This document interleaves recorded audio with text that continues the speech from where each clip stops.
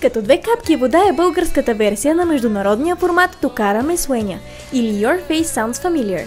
Шоуто изисква не просто пеене, а пълна имитация – глас, поведение, визия и танц. Певецът и музикален педагог Етиен Леви, който работи с участниците от самото начало, разказва. Единственият формат в света, който изисква певческа имитация, това е като две капки вода, който е в България, в Италия, къде се е зародил, и в Испания, се казва "Тале е куале" или "Те караме суеня", лицето ти ми е познато. В много държави, ние сме 14-та държава, която се включи в този формат, и то изключително успешно. С най-високи оценки от хората, които дават лиценз.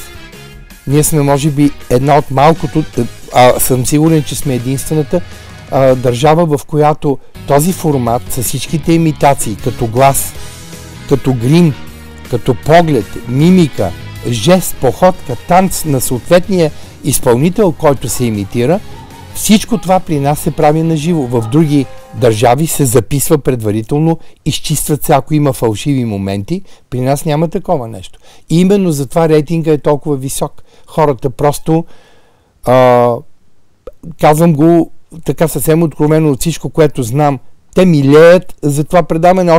Вече е свършило една седмица след като е приключил. Те веднага ме питат: ама кога ще има пак? Ми викам, другата година.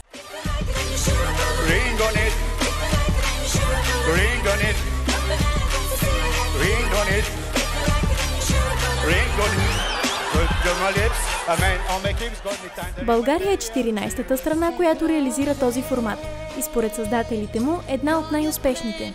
Потърсихме мнението на няколко души, за да разберем какво мислят за подобни формати и биха ли участвали. От 6 анкетирани, 4 отговарят положително.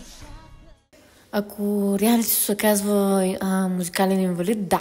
Не съм аз човека за тези неща.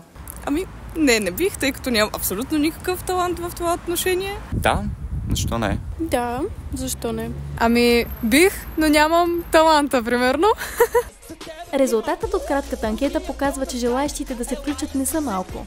А ако шоуто отвори врати и за непрофесионалисти, интересът може да нарасне още повече. Като две капки вода доказва, че артистизмът не е запазена територия само за професионалните изпълнители, а сцена за талант, преобразяване и смелост. Интересът към реалити форматите показва нещо много важно. Хората искат да изразят себе си, да се забавляват, да бъдат част от нещо по-голямо. Дали някой ден сцената ще е отворена и за тях? Публиката вече е готова. Добре дошъл горе, високо в планината, пусти се и на плажа, там е и...